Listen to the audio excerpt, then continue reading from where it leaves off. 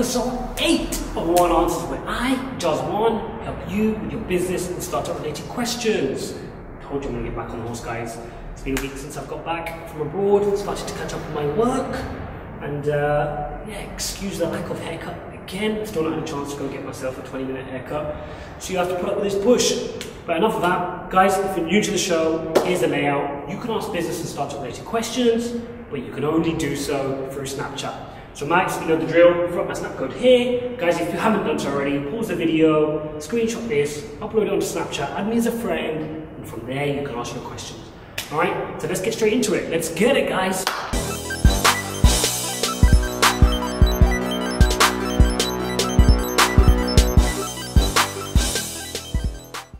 Right, question number 1. What's your thoughts on Instagram stories? Where does this leave Snapchat? Alright, good question. For those of you that don't know, Instagram recently introduced an update which meant you can now post stories very similar to Snapchat on your Instagram feeds. All your Instagram followers can see that at a press of a button. I've had to play around with it recently. You may have seen I've thrown some posts up on there as well.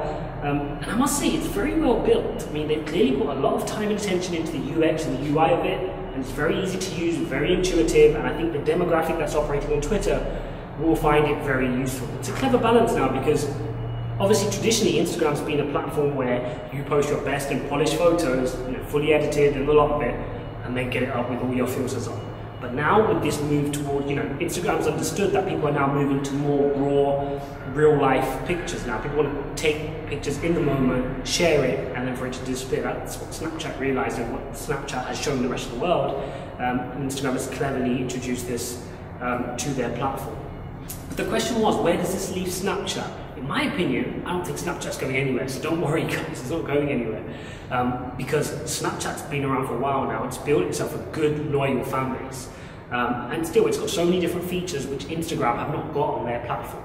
For example, the filters. You know, Instagram can't suddenly go and introduce all these filters, which Snapchat has done and is working really well for them. On top of that, Snapchat's recently introduced their little merger with Bitmoji, which means now you can use your personal avatar within your snaps, which is working great. So, you know, people saying, oh, is this similar to how Instagram obliterated Vine by introducing video clips onto their platform? I don't think that's the same. Vine was at a very embryonic stage when Instagram made that move, and that knocked Vine completely out of the park. Whereas I think this is a bit different, because Snapchat clearly have a massive following. They clearly focus on their demographic. They're not trying to play around in loads of different demographics. They know they want the youngsters' attention, their eyes and their ears, and they've got it firmly. What Instagram will do, however, will stop some of those older generations, which happen to be the fastest growing demographics on Instagram, middle-aged men and women, we're talking like 35 to 45, 50, it's going to stop those people from heading to Snapchat. But in terms of the existing user base on Snapchat, I don't think that's going anywhere. Habits are hard to change, and people's behavior are glued onto Snapchat. So yeah, good question. Keep an eye on the space, guys. Play around with it. Just because you're heavily into Snapchat doesn't mean you should ignore Instagram. It can still be very useful for business. For example, I put out a lot of posts on Instagram. I'm getting a lot of views on Instagram, obviously because I've got a following there. So they're converting very well to views, whereas on Snapchat, you have to build your audience from scratch. So if you've got a good audience on Instagram already, you should definitely be posting content on there as well. You don't need to pick one or the other. It could be both, very different demographics. All right, so I hope that helps you guys. Let's get straight into the second question.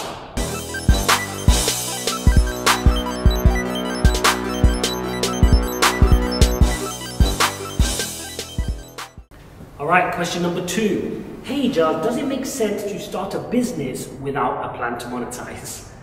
Juicy question. I mean, look guys, this question would never have came up 15 years ago. And the reason it's coming up is because of the type of businesses we're seeing today. I mean, we're living in the generation of Facebook, WhatsApp, Snapchat. And these are businesses which fundamentally did not have a strategy for monetizing, but they did have a strategy for gaining users. And that's where the difference is today. You know, with these modern apps and businesses, it's all about building an audience and then working out how to monetize it afterwards. So if that's your plan, then by all means, go ahead and do that. You can do that. If you can find a way to have people attracted to your platform and using it, and you have their attention, there always will be a clever way to monetize that later. For example, Snapchat. Snapchat was a great example. People saying, oh, how are they going to monetize this? How are they going to monetize this? How are they going to monetize this? There's so many different ways they can monetize it. You know, for example, charging for new filters. For example, you could charge to have ads or like the Discover feed they have. There's so many different ways to monetize it, and you will see those over time when they decide to monetize it. But at the moment, they've been for a phenomenal period of actually growing a loyal user base. Once you've grown that loyal user base, it's easier to monetize it later on. So yes, by all means, the answer is yes, you can start a business without a plan to monetize, as ludicrous as that sounds, but the caveat there is you have to have a plan for building a loyal user base. Without that, you don't have a business. Now, if you were to ask the traditional entrepreneur in me, I'd say that's stupid. Don't set up a business without having a plan to monetize. But if you're in the app space, if you're in that type of business space, then by all means go ahead, create a business which is there to build a loyal user base, and I have no doubt you can find a way thereafter to monetize it. All right, so yes, it goes against traditional entrepreneurial thinking. That's the day and age we live in today, guys. Chase the attention, chase the eyes and ears, and then worry about monetizing later.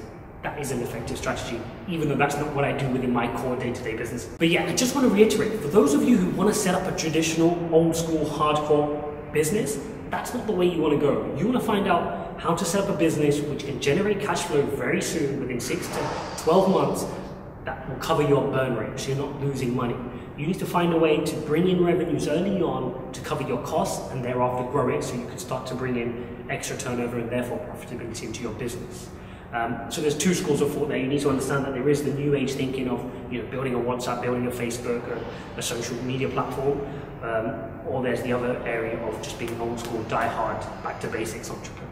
So you need to decide what is your business is after. Are you after gaining big user bases, or are you after creating a profitable business the old school way? All right. So yeah, good question. Thank you for sharing that question. Let's get straight into the third question.